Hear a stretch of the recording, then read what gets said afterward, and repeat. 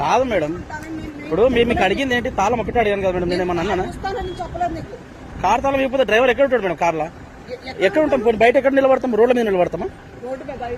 ఇది రోడ్డు కాదా madam? Parking లో ఇదంతా రోడ్డు కాదా మేడం?